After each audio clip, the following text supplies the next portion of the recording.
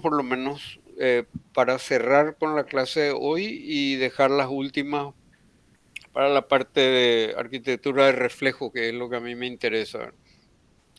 Aquí hace un rato dijo de Nilsson también, una más que recojo de la idea que me dejó.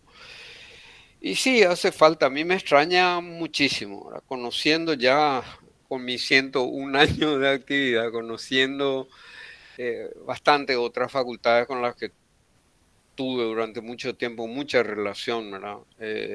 Me da la impresión que el programa de la facultad acá está muy a contramano de toda la historia y de todo lo que seguramente necesita en líneas generales, ¿verdad? Yo no soy nadie para cuestionar, ¿no? Supongo que tantas comisiones, cambio de planes de estudio, reformas, directores de carrera, de coordinación, decanos, asistentes, vicedecanos, directores de investigación, etcétera, toda una lujuria, ¿verdad? De autoridades, de directores, coordinadores.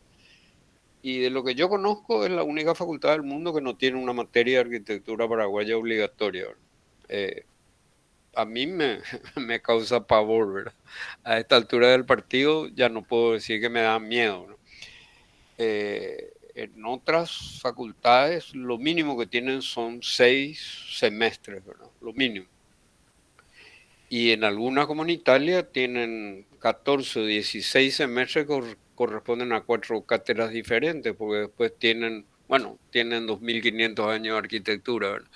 Pero solamente de arquitectura contemporánea tienen 2 años de especialización, ¿verdad? Que es lo lógico, ¿verdad? Yo no entiendo cómo con un curso de 20 horas pueden de este tipo de curso como el que doy yo, ¿verdad? Sé que hay dos historias o una teoría por ahí, pero no creo que se toque lo que nosotros tocamos, por lo menos en esta etapa final, y no creo que tengan el material que nosotros tenemos tampoco, ¿verdad? Que mucho ha sido elaborado con el soporte, la ayuda y, bueno, hay historia 3 por ejemplo. Sí, pero el tiempo que vivió el arquitecto Patiño, ¿no? que, que este ya no está entre nosotros, ahora Patiño tenía, pero Patiño de lo que hablaba era de las misiones jesuíticas, ¿no? De arquitectura paraguaya no tiene absolutamente nada. O es muy relativo eso, ¿verdad? Y algo de lo que él se refería un poco a las casas alrededor, sí, muy poca. Se refería a las casas de alrededor ahí de la Plaza Uruguaya, de estas calles Mariscal Estigarribia, Eligio Ayala, 25 de Mayo, hasta Brasil, eran unas 2 cuadras, que está caracterizada esa zona por una cantidad de casonas viejas, hoy en día viejas, ¿verdad? De zaguán y balcones, que tampoco es muy paraguaya que digamos, ¿verdad? Pero hacer un análisis más profundo sobre la arquitectura actual del Paraguay, muy relativo. Y animarse a hablar duro, fuerte, no voy a decir hablar mal, pero hablar duro y fuerte, no solamente de los arquitectos paraguayos, sino de todos los que andan copiando en la arquitectura por ahí, de todo lo que hacen los otros, ¿no? Entonces yo creo que tendría que creo que hay disciplinas que tienen mucho que ver con la elaboración de la arquitectura, antropología, sociología, psicología, filosofía, por supuesto, y analítica, todo lo que sea analítica. Y después hay algunas materias que son básicas, ¿verdad? De geometría descriptiva, dos sobre todo, y después las teorías, pero en fin, si eso no está instrumentado y no está al servicio del análisis de la arquitectura contemporánea, y si tampoco nadie quiere leer porque es la única manera de tener la información, es o caminar la ciudad, que acá hay muy poco, porque el recorrido sí sirve, pero sirve muy poco para el panorama general que, que tienen que tener los estudiantes superiores de arquitectura. Yo entiendo, el recorrido sobre la avenida Mariscal López es muy importante. Esta es la obra de Carnese, esta es la obra, es híbrida, como dice Danielson, una disciplina híbrida, claro que sí. Y el tema es que Asunción no es ninguna ciudad europea, ¿verdad? Entonces la arquitectura que hay es una arquitectura de hace 100 años o 100 y un poquito o mucho menos. Y lo de 50 años atrás está todo demolido, tocado. Sí, prácticamente reformado, cambiado, refuncionalizado, como estilan acá decir, cuando destrozan un edificio, no, se está refuncionalizando. Pero ¿qué refuncionalizando? Nada, ¿verdad? Los edificios forman parte de una estructura permanente que es la ciudad, ¿verdad? Y Asunción, Asunción sí es una ciudad híbrida, totalmente destrozada. En este momento estoy acompañando una tesis sobre la calle Palma. ¿Qué es lo que queda de la calle Palma? La mitad de la calle Palma se demolió, la otra mitad está totalmente modificada y la otra mitad no tiene prácticamente ningún valor arquitectónico. Y hay un pedacito que es una reproducción de otras arquitecturas que tampoco nos tocan de ninguna manera y de ninguna forma. Entonces, es muy diferente también el enfoque que se le tiene que dar acá a la arquitectura, porque es muy fácil para los italianos, para los romanos, por ejemplo, eh, hurgar ahí en 2750 años de arquitectura y decir, bueno, de esto sacamos una conclusión. Pero resulta que les es fácil porque la arquitectura está ahí, ¿verdad? Sí, se demolió gran parte, pero por ejemplo la estructura de la ciudad de Roma es una estructura que tiene más de 2000 años. La estructura está ahí fija, permanente, no ha cambiado y entonces, bueno, uno entiende lo que ha pasado, por lo menos si es arquitecto, creo que le es más fácil a cualquier arquitecto entender cómo han ocurrido las cosas desde el año cero hasta el año 2000. Pero acá, recorriendo el centro de Asunción y acordándose de lo que era uno, de lo que era el centro hace, digamos, 25 años nomás y lo que se ha modificado, lo que se ha perdido, ¿verdad? Entonces uno piensa también que eh, es bastante difícil, muy difícil para un estudiante de arquitectura a mitad de su carrera empezar a comprender cuáles son los puntos fuertes de la arquitectura paraguaya. Yo creo que tiene que darse un golpe de timón muy grande, ¿verdad? Esta es una materia, no la mía, no porque tenga que dar yo, ni pienso, ¿verdad? Pero cuatro profesores de historia o de análisis que se han preparado durante 2 años, 3 años y que puedan dictar 4 semestres como mínimo. La arquitectura paraguaya de hoy, contemporánea, cómo se debe proyectar en serio, ¿verdad? Bueno, vamos a ver algo rápido. Algunos ya se fueron penosamente, pero para los que quedan, si están todavía algunos, vamos a ver algunos de los hechos importantes dentro de este programa de revisión de la comienzo de la arquitectura de reflejo. ¿Verdad? ¿Cuáles eran los edificios icónicos? Este es uno, ¿verdad? La Torre de Lasca en Milán, que es de los años 70, comienzo de los 70, del grupo BBPR en Italia, un grupo fuerte de los arquitectos concurseros generalmente, Banti a la cabeza, y tomaban mucho de estos elementos de las torres italianas, las torres del Renacimiento, las torres barrocas, las torres, los campanarios y atalayas de las principales ciudades italianas, los municipios, ayuntamientos, aparte de las iglesias. Todas están identificadas por torres. En el gótico francés también ujú, se da lo mismo, ¿verdad? En cada una de las ciudades estas, con las catedrales góticas, la catedral es el elemento principal, ¿verdad? Chartres, sí, Laon, Notre Dame también, en la isla de París, en la isla de Francia. Y algo de eso recoge el grupo para plantear una de las primeras torres altas, perdón, una de las primeras torres altas en Milán, que finalmente es una ciudad muy baja, como casi todas las ciudades europeas, una ciudad baja. Entonces, cuando se le da a los arquitectos al comienzo de los años 70 principalmente, empiezan a levantarse unos grandes edificios corporativos, a los que este grupo de italianos trata de darle un perfil muy contemporáneo, pero anclado en el pasado, ¿verdad? Para identificar a las ciudades con un carácter nuevo, ¿verdad? Las ciudades de la época de la postindustrial, la época de la información. Digo también que Burr, que es un arquitecto expresionista fundamentalmente y que marca como sus edificios principales en el catálogo que él tiene de obras y que algunos se reflejan en su pintura, toma mucho de los campanarios en las torres de las iglesias como elemento icónico. Y el caso más típico es el del Yaguarón, por ejemplo, acá, en un caso particular nuestro, y algunos de los elementos también de la época bizantina, ¿verdad? Es un arquitecto Burr, es un arquitecto que es expresionista y que entiende que los elementos icónicos en la ciudad tienen que estar asociados a la idea esa de atalaya, ¿verdad? O de campanario.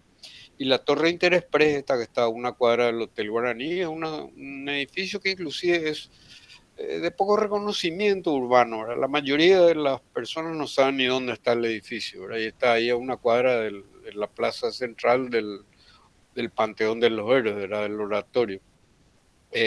Yo en varias clases llegué a mostrar así una diapositiva y nadie sabe dónde queda el edificio. Entonces, también, no para acusar a nadie, pero si queremos hablar de una arquitectura auténticamente nuestra y tratamos de tocar algunos puntos clave, bueno, necesitamos también un pequeño grupo de interesados que sepan por lo menos dónde están los 10 edificios más importantes del centro. Ajá. Otra, la placa que está ahí en la entrada ellos sí. Del edificio. Esto, por ejemplo, es sagrado, ¿verdad? Acá hay muy pocos edificios que yo conozco, o sea, Sí. no edificios, obras importantes, ¿verdad? Que Ajá. tienen, ¿verdad? Hay algunos que son por razones políticas o intereses de gobierno que tienen alguna placa de la inauguración, ¿verdad? Pero Sí. generalmente los arquitectos no. Acá conozco el edificio de la ANR que sí tiene grabados los nombres de los arquitectos en la marquesina de entrada de la planta baja. Conozco, a ver, no sé, digo, ¿qué iba a decir? El Hotel Guaraní tiene una placa también, el edificio Interexpress también tiene una placa, y hay algunos generalmente más antiguos que tienen los nombres de los arquitectos, porque esto es obligatorio. En- a pesar de que esta en el 2000 es un homenaje ya cuando se cumplió creo que el cincuentenario de la torre, ¿verdad? Del proyecto. Otro. Ahora veo que más se eh, usan los carteles auspiciantes cuando empieza la obra. No sé, es registro de los autores del proyecto. El Banco Central del Paraguay tiene, ¿verdad? Los Sí. arquitectos, sí. Ahí en la esquina del banco, sobre la calle Independencia Nacional, en la esquina con una estrella, está grabado en el mármol ahí en la planta baja el nombre del estudio argentino, ¿verdad? Campos Lago, de la Torre. Yo creo que es importante. No es una patente o no necesariamente, no es el registro, digamos, es como un pintor firma un cuadro, ¿verdad? Independientemente de la patente. Durante la construcción era obligatorio, digo yo, era porque era hasta hace unos años, ahora ya no sé, pero era obligatorio el nombre con la patente del registro del Ministerio de Obras Públicas, pero desde que estos extranjeros que atropellaron el país lleno de dinero, se convirtieron en los jeques del mundo inmobiliario acá, todas las obras, inclusive los estudios que firman los proyectos y que registran los proyectos, ni siquiera están registrados acá. En el Nacional, en un artículo de hace unos pocos días, leía una media docena de nombres de los estudios de arquitectura a cargo de los principales proyectos inmobiliarios importantes en el país. Ninguno es un estudio paraguayo. Y quiero saber lo que me van a hacer si me voy y me siento en la plazoleta de entrada del Palacio de Buckingham y pongo ahí Mr. Gitus Morris o Philip Morris, ¿verdad? Y pongo ahí mi tienda y empiezo a vender proyectos de arquitectura a ver dónde me llevo.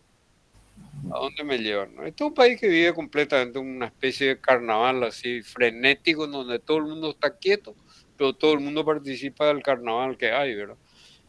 Yo no sé cuándo se ha visto que puedan venir a instalar directamente con los proyectos y hacer saltándose todas las normas municipales de acá. Y esto lo digo con conocimiento de causa, porque en la esquina al lado mismo de mi estudio estuvo durante 2 años la construcción de un edificio de departamentos de muchísimos pisos, en donde después de 2 años y medio, gracias al pedido de uno de los vecinos, porque se derrumbó la medianera, la pared medianera con la excavación del subsuelo, y pusieron abogados y qué sé yo, ahí pusieron un cartelito pequeño con el registro de la patente del arquitecto paraguayo que se hizo responsable del proyecto argentino, y que también está prohibido por el Código de Ética del Colegio de Arquitectos del Paraguay, ¿verdad? Pero como el país no es tan serio como creemos todo, se puede hacer, ¿verdad? Siempre hay alguien que se presta para la Sí. comedia, ¿verdad? Entonces la profesión tiene el papel, el lugar en que nos ponen y el lugar en que estamos, ¿verdad? Medio siendo la burla de media humanidad y la otra mitad también, ¿verdad? Exactamente. Sí, tierra de nadie, por supuesto. Anda, hace un proyecto y pone un cartel. Denilson Cuenca Arquitecto, sin registrarte en la Argentina. Te van a pedir 5 años de estudio en la Facultad de Arquitectura allá y otros 5 años para que reconozcan tu título, ¿verdad? Y después te van a pedir la nacionalización, para lo que tenés que quedarte 20 años en el país, tenés que tener papá y mamá argentinos para que te puedan reconocer, para ver si podés ejercer, ¿verdad? Sí. Acá atropellan lo que sea, ¿verdad? No hay, pero como Es más tierra de nadie. fácil. Muy bien dicho, tierra de nadie. Pasemos, no tiene tanta importancia. Esto sí, quiero absorber con seriedad, porque este es uno de los afiches promocionales en el 2010 de Shakira para su histórico concierto en Barcelona, antes de ir a filmar la fiesta previa del Mundial de Sudáfrica en el 2010, ¿verdad? Le gustó tanto Barcelona que se quedó definitivamente, pero ese es el afiche, y sin ninguna intención malévola, ¿verdad?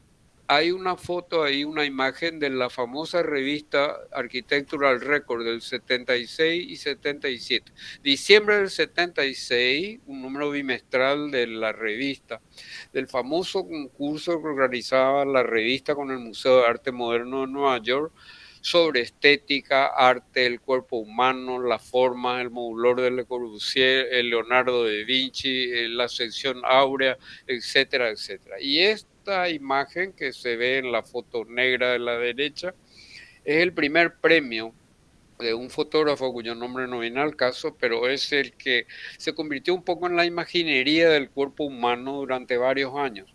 Eh, Pongo la imagen esta consciente de que en este tema de los reflejos y las copias, a la que me estoy refiriendo permanentemente en arquitectura, también en el campo del arte, la estética, la fotografía sobre todo, la fotografía sobre todo, la fotografía sobre todo, también la antiética, o sea, los fotógrafos que hoy en día copian las poses, las imágenes de las estatuas, los cuadros, los concursos de arquitectura vinculados al cuerpo humano, a la proporción, a la sección áurea, al modulor y a todo lo que sea, es un hecho, ¿verdad?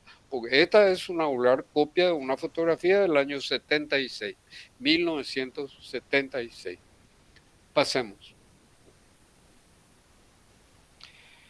Bien, algunos de los elementos importantes que facilitan mucho la copia son, por ejemplo, elementos que en un primer momento en la arquitectura eran elementos puramente funcionales, en el caso de la escalera, y que también Sí. con el tiempo se convirtieron en elementos icónicos, ¿verdad? El movimiento moderno tuvo la virtud de separar las escaleras, ponerlo en unas torres de circulación, mezcladas ya las escaleras con los ascensores en esas torres externas en los edificios, sobre todo muy grandes, como chimeneas, ¿verdad? Esto empezó mucho hacia los años 70 también, propiciado por la arquitectura moderna muy fuerte en ese momento, y se ve en algunos edificios muy icónicos, especialmente en Europa y Estados Unidos. Otra. ¿Y qué es esto también? Acá se puede entender cómo el lenguaje de arquitectura el lenguaje moderno de la arquitectura trabaja con elementos que la misma teoría de la arquitectura los convierte en icónicos. Estas son las rampas de Le Corbusier, ¿verdad? La rampa de Le Corbusier en la Villa de Savoie es del año 1929. La de Rey en el Colegio Paraguay Brasil es de 1952. La de Richard Meyer en Barcelona para el Museo de Arte Moderno Contemporáneo en Barcelona es del 2006.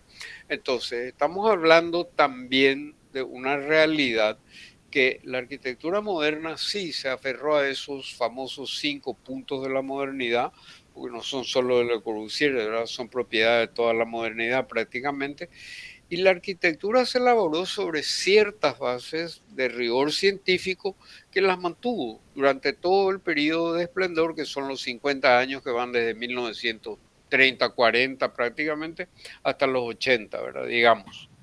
Otra más.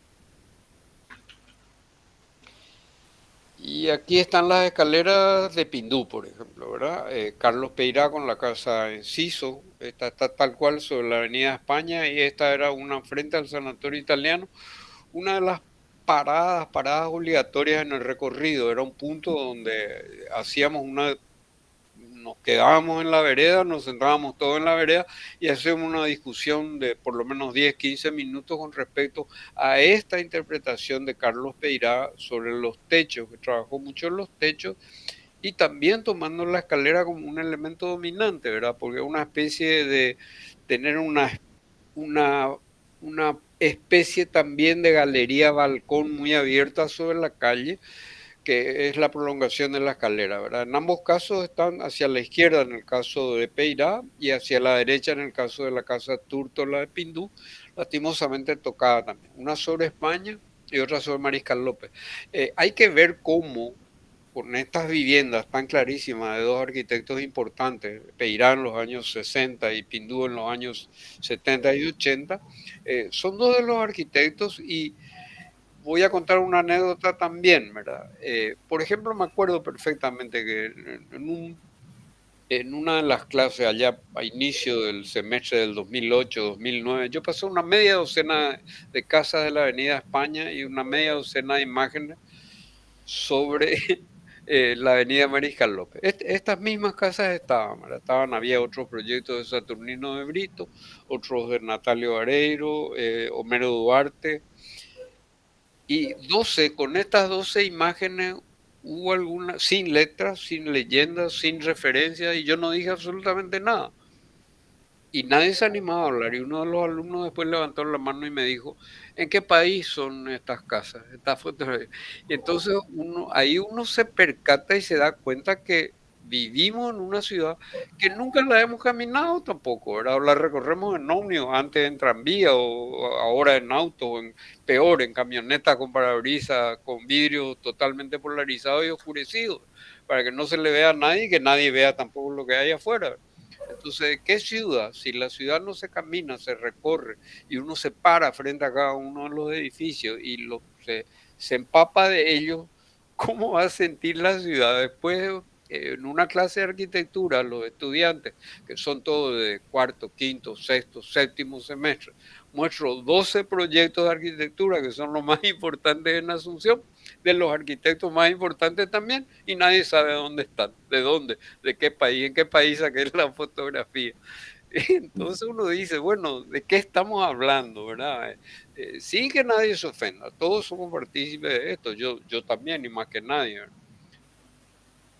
Y esta es una arquitectura, también me he hecho parte del recorrido, mucho más breve, por supuesto, con algunos profesores e investigadores que vinieron, sobre todo de España, Chile, Uruguay, Brasil, en otras oportunidades, y que les hemos llevado con arquitectos, profesores de la facultad, Sosa, Luis Pereira, otros profesores con quienes hemos compartido estos recorridos, parte de los recorridos, y quedaron admirados con estas viviendas. He escuchado decir, putz, si tuviéramos casas como esta en tal barrio en Barcelona, si tuviéramos casas como esta en tal barrio en Madrid, ¿no?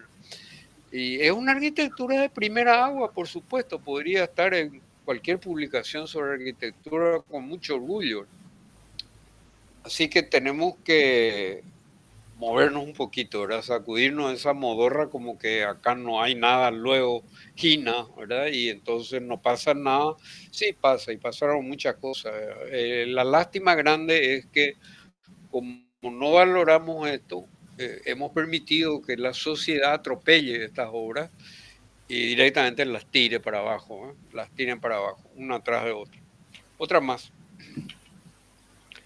Y este es el origen de esta inspiración grande de Peirá, Pindú, Homero Duarte, José Luis Escobar, Natalio Vareiro, varios de los arquitectos más pintados de finales del siglo XX tienen esta inspiración. Acá un arquitecto extraordinario como Buckminster Fuller en los Estados Unidos, el arquitecto oficial del gobierno de los Estados Unidos, era el Niemeyer de los años 60 y 70 tanto lo que fue Niemeyer para Brasilia, era Fuller para los Estados Unidos, los pabellones norteamericanos alrededor del mundo. Y resulta que este modelo que Pindú plantea ahí para varias de sus casas, generalmente en el área de Villamorra, resulta que era la famosa Casa Cabrera, donde había una gran parrillada en Nepacaraí, porque tenía una hermosa terraza a la que se accedía desde la vereda, como se nota ahí, con una escalera que es la típica escalera de Pindú de la Casa Tórtola. ¿Querés retroceder, Rubén, por favor, de vuelta? Que está ahí, ¿verdad? Y es la misma inspiración de Peirá. Estas pueden ser formas diversas, distintas en la arquitectura, formas de líneas distintas, pero estructuralmente y desde el punto de vista del lenguaje son la misma cosa, exactamente la misma cosa. Y esto es lo que permite construir una arquitectura homogénea, ¿verdad? El día que nos sentemos a teorizar en serio sobre la arquitectura y apoyados en la crítica, ¿verdad?, que es fundamental para esto, ¿qué dicen los críticos sobre estas obras? Podés pasar de vuelta. Y esta es la Casa Cabrera, ¿verdad? Recuerdo que el más escandalizado estaba Carlos Sosa, porque vive ahí a 3 cuadras, ¿verdad? De esta maravilla arquitectónica. Pero fíjense en lo que es, ¿verdad? Esta casa. Arquitectura espontánea, no se sabe ni quién construyó, ¿verdad? Creo que el dueño y el vecino fueron los que tenían un salón comercial y se reía de esta vieja escalera del señor Cabrera y en Nepacaraí. Y el dueño yo lo conocí, el dueño del restaurante que estaba ahí abajo, decía que era lo más lindo que tenía el restaurante, era la casa que estaba ahí sobre la ruta en la entrada de Nepacaraí. Y Sosa fue uno de los que más trató de que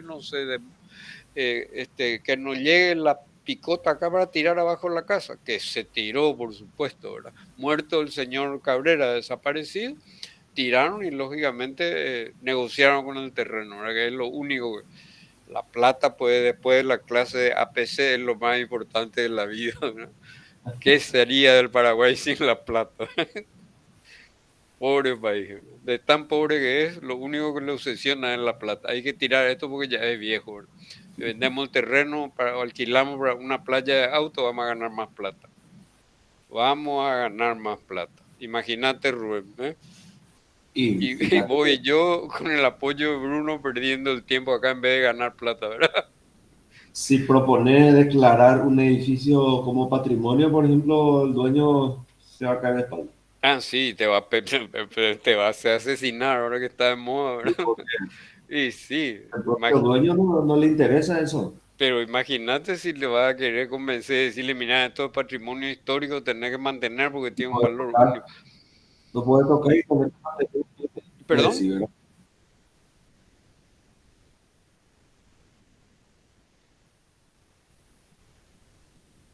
Sí, pero también hay una cosa, ¿verdad?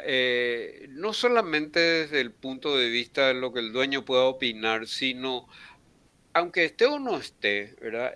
Es toda la estructura de la ciudad la que forma un panorama continuo, digamos, ¿verdad? O sea, no hace falta que sean obras de precisamente un arquitecto importante, ¿verdad? No hace falta que sean obras icónicas como el caso de esta Casa Cabrera, porque finalmente yo entiendo que los arquitectos tenemos una visión especial de esta casa, ¿verdad?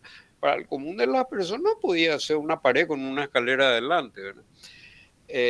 No tengo acá, pero me encargo de que en la próxima clase voy a mostrar una de las primeras casas que hizo Jorge Rubiani, que era compañero mío en la facultad, su propia casa en el barrio Salesianito, que está encerrada dentro de este concepto. Después de mucho tiempo, en una oportunidad, le hicimos un comentario una vez y dijo, él habré pasado mil veces por Lipacaray, pero no me acuerdo, ¿verdad? Porque generalmente los que vamos de Asunción por lo menos solemos pasar en auto y muy rápido, ¿verdad? Por aquí. Entonces es muy difícil, ¿verdad? Pero alguno como el caso de Sosa, que sabe de memoria la ciudad, sí puede saber identificar cuáles son los lugares especiales de la ciudad. Entonces yo digo, puedo ser muy paraguayito, pero esta Casa Cabrera de Pagaray para mí es la anticipación del magnífico pabellón norteamericano en la Exposición Mundial de Montreal, ¿verdad? Y el que me quiera convencer de lo contrario me va a disculpar, ¿verdad? Como buen paraguayo soy terco y voy a decir, no, para mí la Casa de Pagaray es más linda y es más interesante. Claro que sí, toda la vida. Porque el señor Buckminster Fuller está obligado acá a ponerle forro a una escalera mecánica. Y allá el señor Cabrera no Pagaraí estaba obligado a hacer una escalera a mano, con ladrillo, ¿no? Y en Entonces, último caso, calear, ¿verdad? y por supuesto, y es claro. Y además estamos hablando de una casa Cabrera que era de 1917, Esta es la decoración de la pared. 50 años antes que el pabellón de Fuller, ¿verdad? Vamos a ser claros. Una más.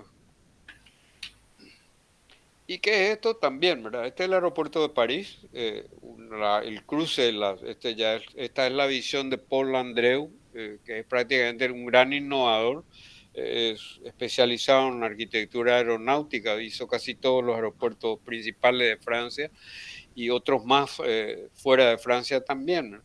Pero toda la generación esta de los arquitectos top, empezando por Saadit, repiten y reproducen todo esto que hace 50 años, 60 también ya, Andreu hizo en el Charles de Gaulle de París, ¿verdad? Que finalmente es eso, ¿verdad? Estas son rampas, no son escaleras, son rampas continuas, pero están encerrados en un tubo que la mitad es metálico y la otra mitad es de vidrio. Ajá. Otro. Y Arata Isozaki, también con la Torre Alianza en Milán, que es una de las obras últimas de él, reciente, motivo del Pritzker, una torre importante, obra de Arata Isozaki, y ahí está, realmente esta está condicionada, las escaleras tienen mayor pendiente que las rampas, lógicamente, ¿verdad? Pero también es el cruce donde él aprovecha para instalar un elemento icónico, ¿verdad? Las escaleras, aparte que son parte de la señalética arquitectónica del edificio, porque tiene que leerse una planta dónde están las escaleras para permitir la conexión con los otros pisos, ¿verdad? Tanto para bajar como para subir. Sí. De hecho, en el de Gaulle el aeropuerto es un edificio circular, es un anillo, ¿verdad? Realmente, y tiene un espacio central vacío, y en ese espacio central están todas las vías enlace de conexión a través de las rampas. Quiere decir que desde cualquier parte del edificio, en todos los halls que son alrededor del anillo, alrededor del centro, uno puede identificar perfectamente las rampas y saber de dónde arrancan y dónde llegan. Otra. Otra. Bien, yo siempre insisto en que el tema del cine es demasiado importante, ¿verdad? Esta película es una de las fundamentales para la historia de la arquitectura. El cisne negro, ¿verdad? Desarrolla la teoría del cisne negro y ata en un análisis muy profundo de la filosofía eh, cómo es la historia de los elementos en arquitectura. Y los elementos en arquitectura no hacen sino destacar los que se convierten en novedosos por ser una contraposición así muy brusca en algún momento, eh, saliendo mucho de un marco que es homogéneo, ¿no? Por ejemplo, parte de este señor de la teoría, no me acuerdo el nombre ahora, pero está por ahí, vamos a ver si por ahí recurro a un apunte. Los cines son blancos, normalmente son blancos todos, y entonces es muy difícil. La teoría del cine negro en esta película justamente lo que hacen desarrollando la teoría del cine negro, cuando todas las bailarinas son blancas, hay una bailarina que se presenta con vestimenta absolutamente negra.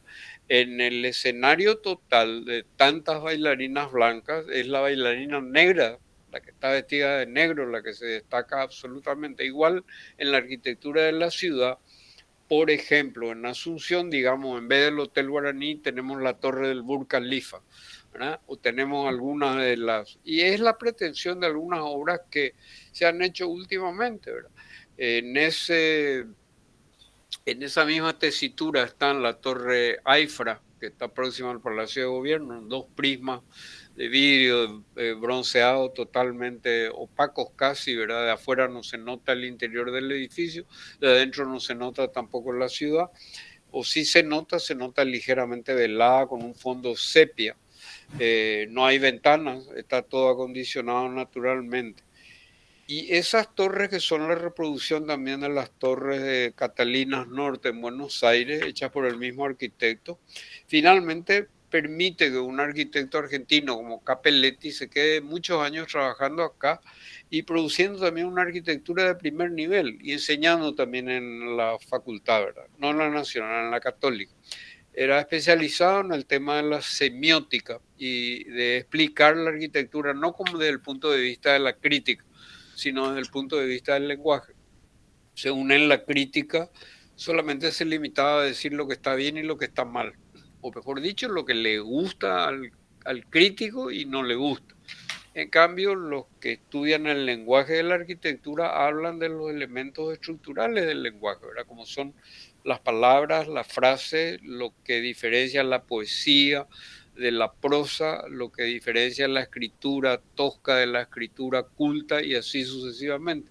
Hay una arquitectura que es espontánea, la arquitectura rural, y hay una arquitectura que es, digamos, ciudadana, entre comillas, ¿verdad? Que es una arquitectura hecha con una finura y, relativa, y esto se destaca más en países que tienen una gran tradición histórica, ¿verdad? Caso de, por ejemplo, Italia, Francia, ¿verdad? No referir las arquitecturas contemporáneas en Francia sin hacer alusión, por ejemplo, a Notre Dame, y sería bochornoso, y sería también en Italia lo mismo si no se toma la arquitectura del Imperio Romano, no se toman las arquitecturas que se construyeron en el Monte Palatino, por ejemplo, en Roma. Habrán visto miles de películas, ¿verdad? El Palacio de Nerón, el Palacio de César Augusto, el Palacio de Petronio, el palacio de todos los emperadores romanos, Julio César, Bruto, etcétera, etcétera. Y finalmente, la idea que los ciudadanos terminan teniendo de su ciudad es la suma de todas las experiencias de sentir los volúmenes y las formas y los espacios como parte de ellos. Quiere decir que vibran de una manera caminando esos espacios diferente a lo que sería caminando los espacios que tienen, por ejemplo, qué sé yo, los chinos, lo que tienen los esquimales, o que tenían los aztecas o los mayas. Por eso es que vale la pena revisar todo lo que se pueda sobre todo lo que se ha construido. No porque tengamos que copiar, no porque tengamos que saber, sino porque nos va a ayudar a entender qué es lo que está pasando hoy en día. Concretamente hablando, algunos estudian las pirámides porque son historiadores, otros porque son egiptólogos, otros porque son profesores de historia, otros porque son ingenieros y les interesa el tema de las pirámides, otros porque son especializados en la historia funeraria y eran la tumba de los faraones, otros porque estudian los extraterrestres, ¿verdad? Y dicen, no, ¿qué van a hacer los egipcios? Esto hicieron los extraterrestres, ¿verdad? Sí. Y así sucesivamente. Pero alguien estudia las pirámides porque son un elemento extraordinario dentro de la figura del mundo contemporáneo. Y como esas que están en Egipto ahora todavía son iguales exactamente a las que están en Tenochtitlán en México y que también tienen 2000 años de antigüedad. Entonces, ¿cómo hicieron los egipcios para conectarse con los aztecas para poder hacer las pirámides y pasarle los planos a través de la nube? Steve Jobs no existía todavía, ¿verdad? Zuckerberg tampoco, Google tampoco y Rubén Cardoso tampoco, ¿verdad? Uh-huh. Entonces, ¿qué es lo que nosotros entendemos con el mundo en el que estamos viviendo? ¿Qué ¿Qué es lo que tenemos que aprender? ¿Qué es lo que tenemos que curiosear? ¿Dónde podemos meter la nariz para aprender arquitectura? Y no sirve el cine. Pues claro que no sirve. No sirve la teoría del cisne negro, que no tiene nada que ver con la arquitectura, pero claro que sí. Pasame otra más, Rubén. Estos son los arquitectos que experimentan con esta historia de la deconstrucción del cisne negro. Este es el proyecto del museo Menton en Francia, y bastante de lo que esta arquitectura irreal transmite a través de las imágenes en un juego de luz y sombra que el arquitecto propone de día y de noche con el museo, es obra mucho de la teoría del cisne negro, que la teoría no sirve nada para la arquitectura. Claro que sirve, la que nos sirve es la teoría de la arquitectura, la que les dice a los estudiantes, así tienen que hacer. Los estudiantes tienen que descubrir y desarrollar su propia teoría, es decir, yo voy a trabajar con la luz, la sombra y la penumbra. Silvio Feliciangeli, que es uno de los arquitectos más notables de la generación de la segunda mitad del siglo XX en el Paraguay, conversando una vez, le digo, si tuvieras que decirme algo que ha inspirado tu arquitectura, tiene más de 300 obras construidas, y nunca enseñó en la facultad, nunca le nombraron director de taller tampoco. Entonces yo digo, bueno, Silvio Feliciangeli, ¿con qué palabras resumiría? ¿Qué es lo que más te preocupó al empezar a hacer cada proyecto? Me contestó, la sombra. La sombra, si hay algo que inspiró mi arquitectura, ¿sí?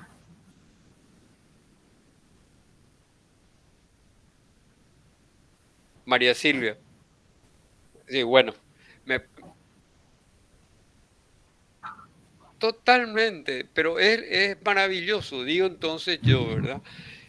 Eso se llama profundizar la arquitectura hasta los límites de lo que uno puede pensar. A él, que lo conozco demasiado bien, vaya si no lo voy a conocer, mi amigo de toda la vida, eh, sí,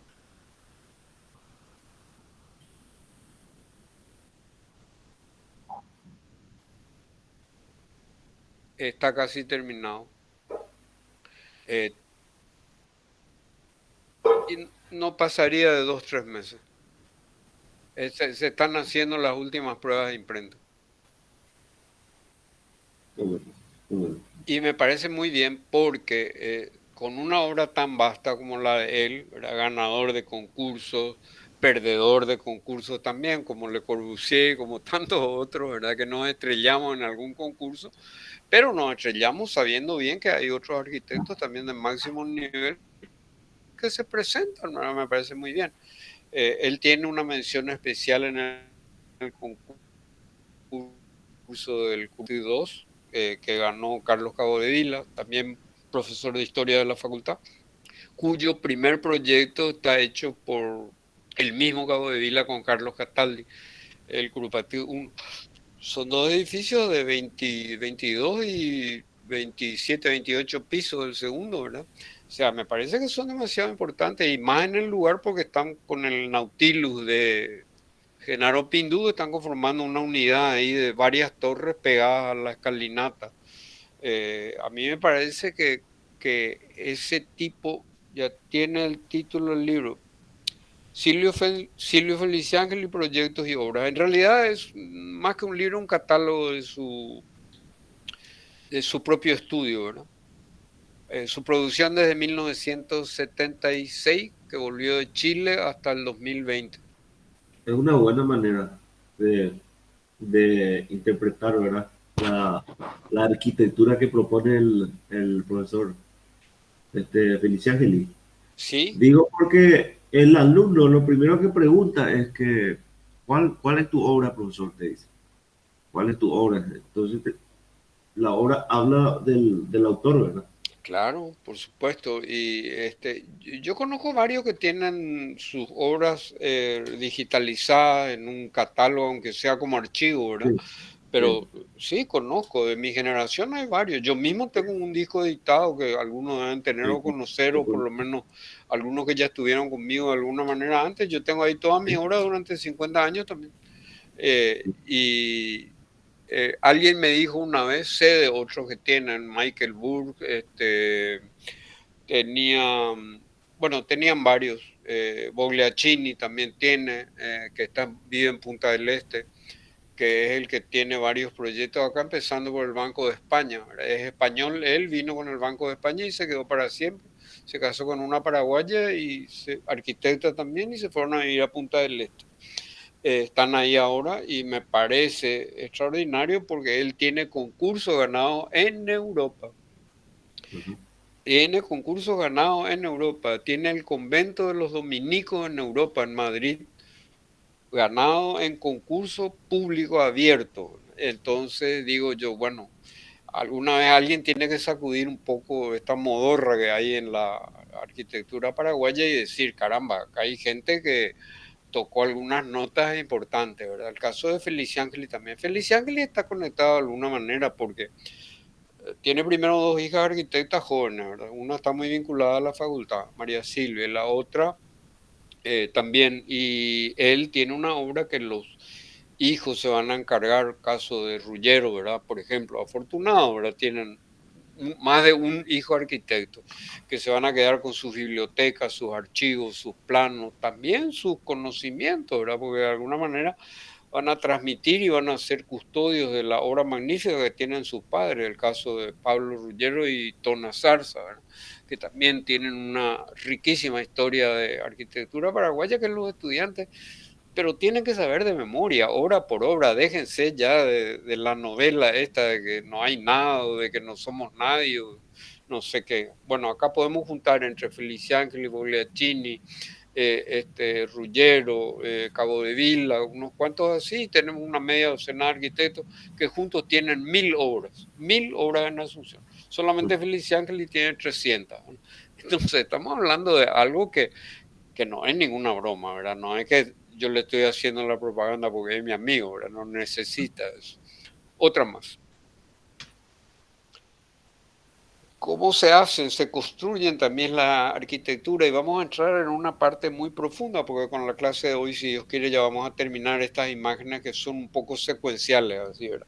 De cuáles son los momentos así que van marcando ciertas posiciones con respecto a la forma y el espacio, ¿verdad? El caso típico del Foro Romano.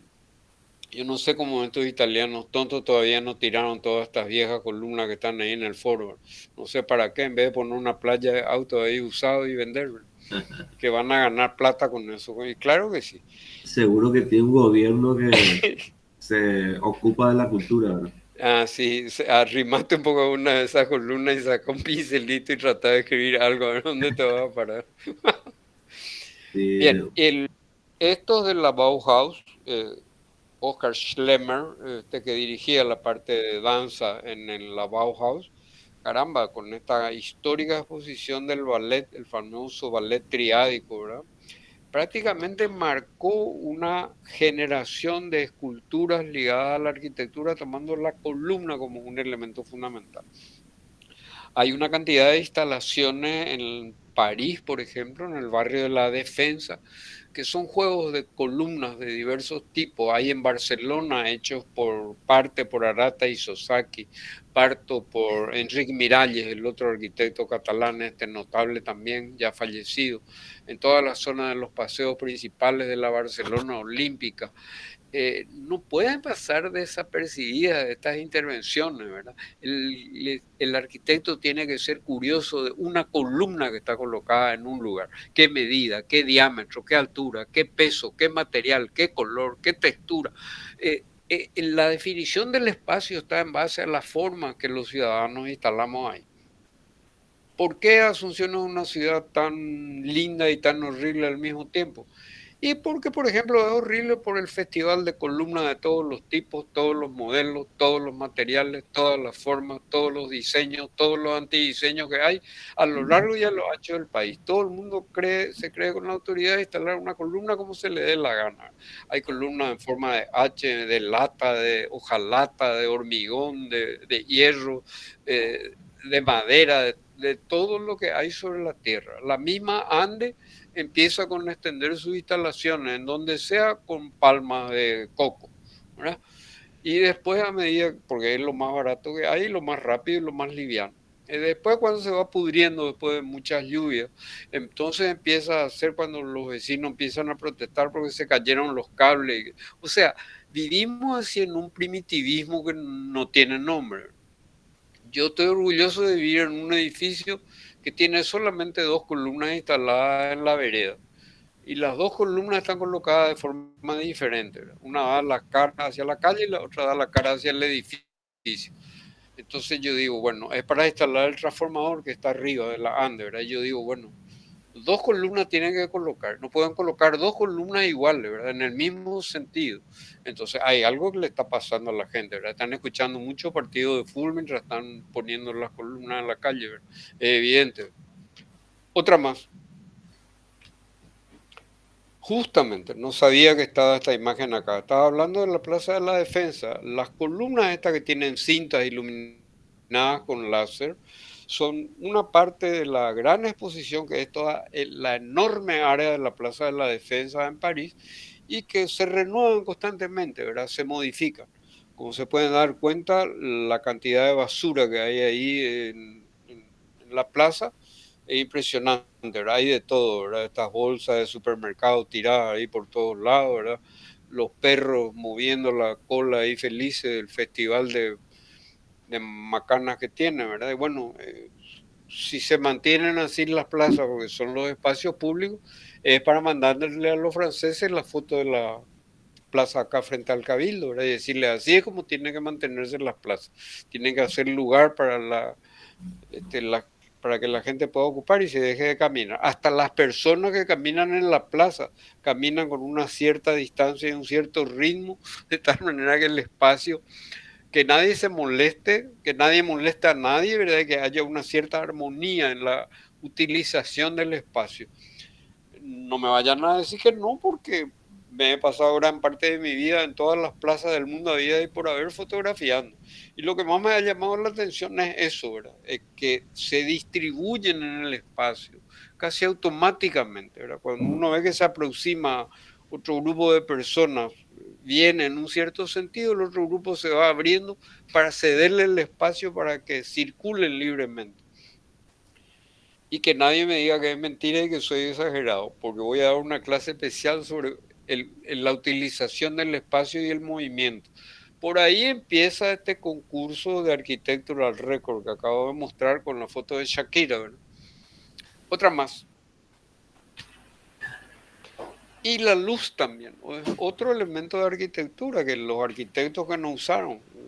Creo que recordamos en arquitectura japonesa hace poco la iglesia de la luz de Tadao Ando, que hizo un vacío con nada. La iglesia es nada, es la luz que penetra nomás, nada más que eso.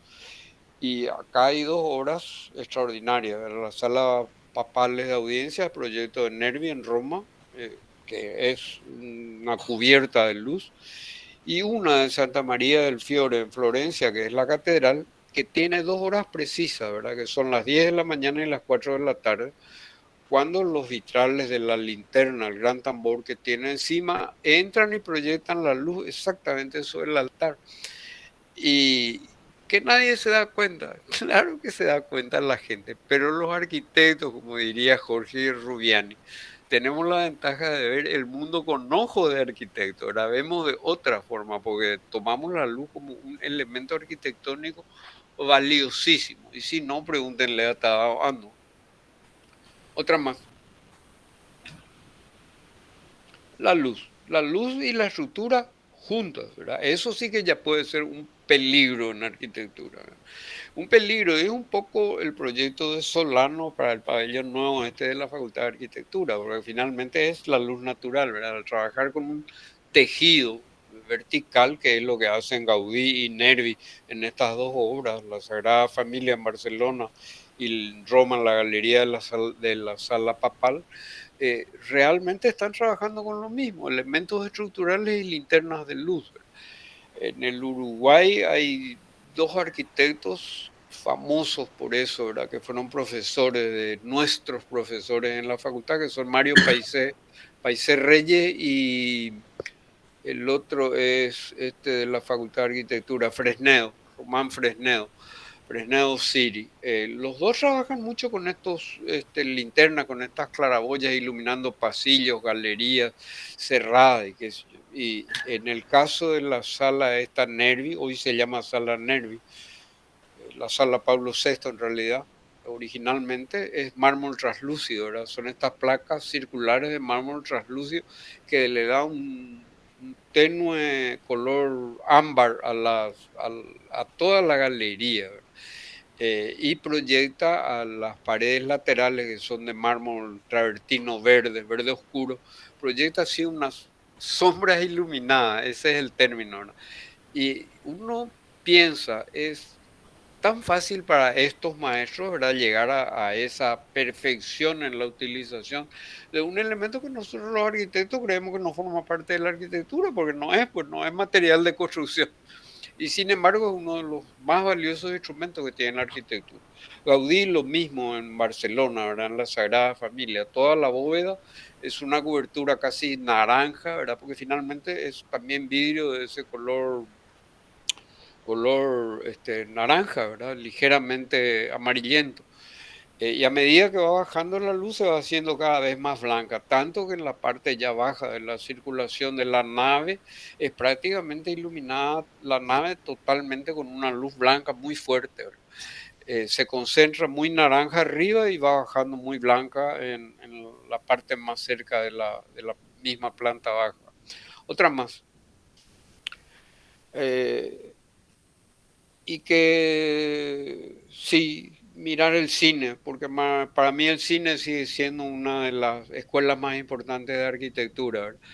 Una vez me dijo un alumno, me preguntó allá por el 2012, habrá sido 10 años atrás, ¿verdad? Le dijo a una compañera, le dijo, no, al profe Morra para sacar 5 solamente tenés que hablarle bien de Natalie Portman, ¿no? Que estaba muy de moda. Y yo le dije, estás equivocada, no estoy enamorado de Natalie Portman, estoy enamorado del cisne negro, ¿verdad? Que es realmente esto.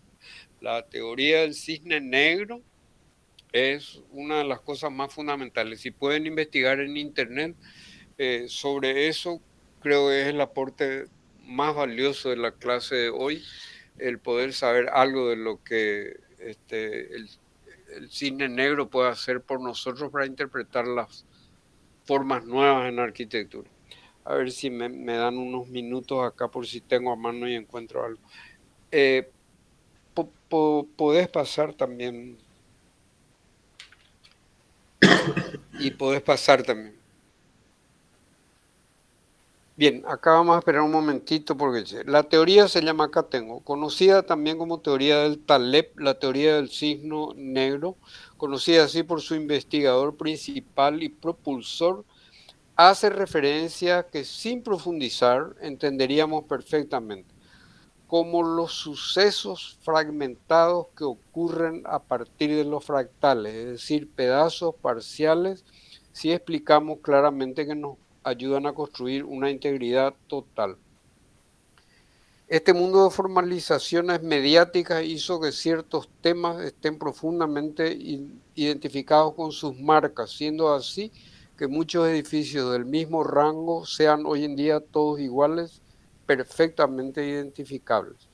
Lo inesperado en la arquitectura es un suceso que llega sin precedentes, como el caso del cisne que se viste de negro cuando en realidad solo tenemos en mente la idea de los cisnes que siempre son blancos. Quiere decir que es un poco llamar la atención a través de una formalización completamente nueva en el campo de la arquitectura.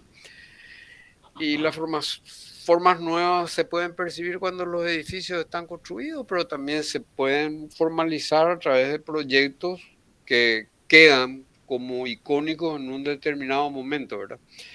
La arquitectura de papel, como diría Pablo Capelletti, el arquitecto argentino, esta arquitectura de papel nos deja, por ejemplo, el edificio de la Conmebol de Carlos Cataldi, el Palacio de Congreso de Pablo Ruggiero, el edificio Italia para mí mismo, para mi estudio y la gente.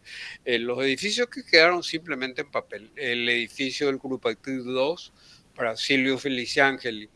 El Colegio San José para Ramón Marini, que hizo un proyecto extraordinario y sacó el segundo premio.